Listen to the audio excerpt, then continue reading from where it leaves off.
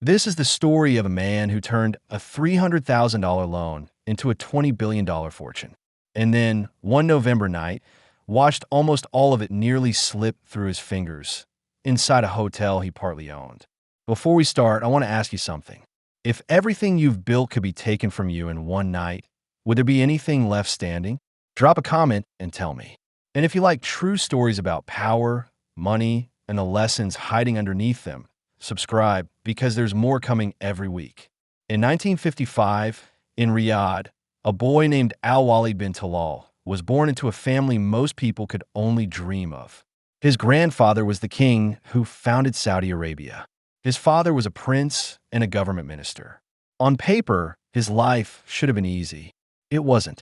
When Waleed was 7, his parents split apart. His mother, the daughter of Lebanon's first prime minister, took him to Beirut. It was there, as a young boy, that something in him started to rebel. He would run away from home for a day or two at a time, with nowhere in particular to go, sleeping in unlocked cars parked along the street. Not because he had nowhere to sleep, because something in that house didn't feel like home. His father had a different solution. At 13, Waleed was sent back to Riyadh and enrolled in a military academy. There was no room for rebellion there. He woke before 6. He made his own breakfast. He cleaned toilets alongside every other cadet, prince or not. Lights out at 6 in the evening, no exceptions. Years later, he would describe that period as the thing that changed him. Not because he loved it, but because for the first time in his life, discipline was not optional. At 19, he left for the United States, alone, to study business at a small college in California. He finished his degree in under 3 years. Then he came home to Saudi Arabia in 1979, right in the middle of an oil boom that was turning the country's economy inside out, and asked his father for a stake. His father gave him around $30,000 and nothing else. No company, no guarantee, no name to trade on that would actually open doors, because in a family with thousands of princes, a title alone was worth almost nothing. Waleed set up in a small office and started doing something most young men in his position never bothered with. He worked. Within months, that first $30,000 was gone, spent before it had turned into anything real. Most people in his position would have gone back to their father and asked for more. Waleed didn't. Instead, he walked into the Saudi American Bank, a smaller lender partly owned by Citibank, and secured a $300,000 loan on his own name and his own case, not his family's. That loan was the real starting point. It was what let him negotiate construction contracts and broker land deals during the boom years. And crucially, he made a decision that would define the next 40 years of his life. Instead of taking a flat fee for arranging deals, as most middlemen did, he insisted on taking a stake in the business itself. It meant less money up front. It meant more risk. It also meant that if something he touched grew, he grew with it. His first real success came in 1982, after partnering with a South Korean construction firm on a project big enough to finally put real capital in his hands. From there, he moved into banking, and by the mid-1980s, he'd taken a controlling stake in a struggling Saudi bank that most investors wouldn't go near. It worked. The bank's value climbed, and Waleed learned the lesson that would make him one of the richest men alive.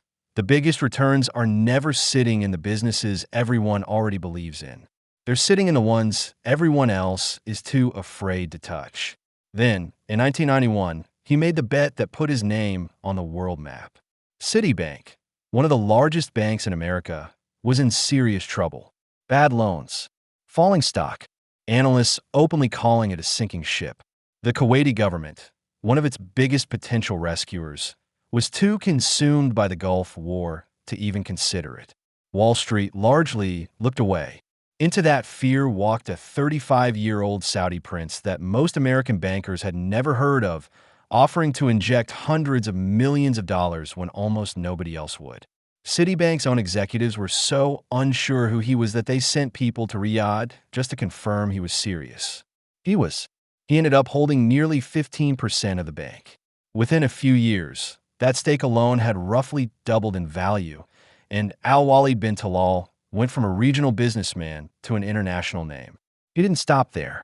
In 1994, He bought €250 Disney, the company behind Disneyland Paris.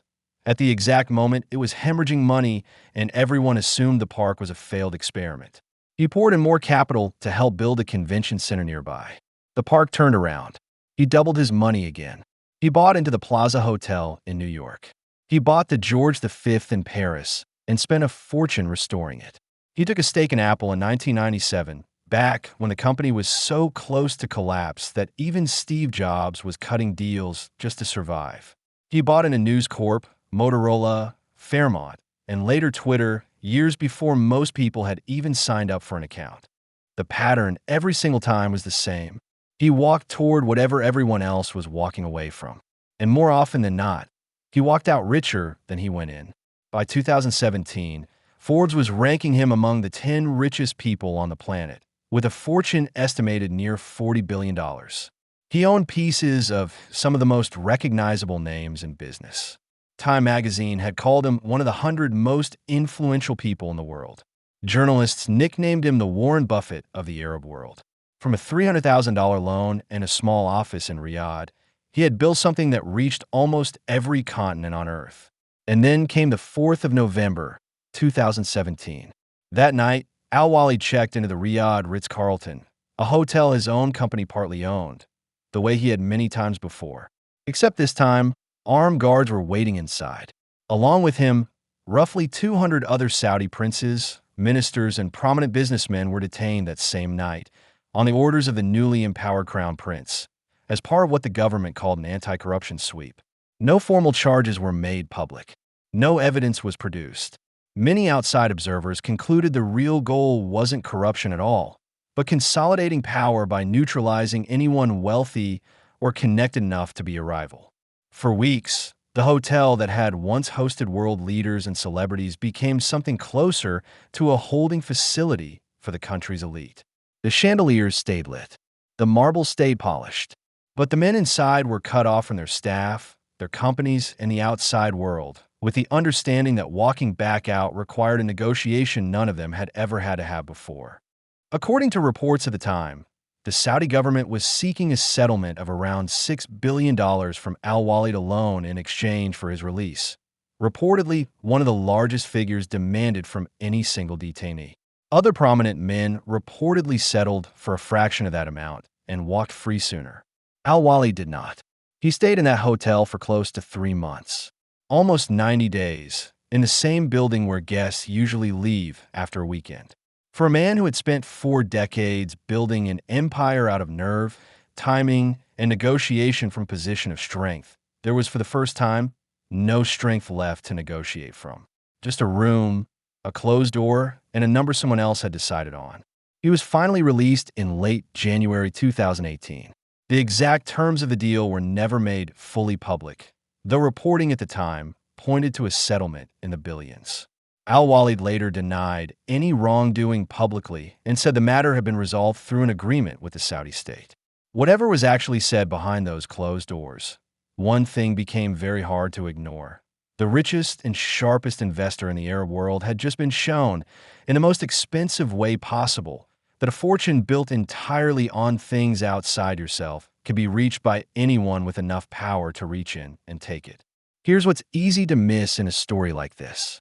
Waleed's downfall wasn't really about a bad investment. His instincts, by almost every account, were still sharp. The problem was something much quieter and much older than that hotel room.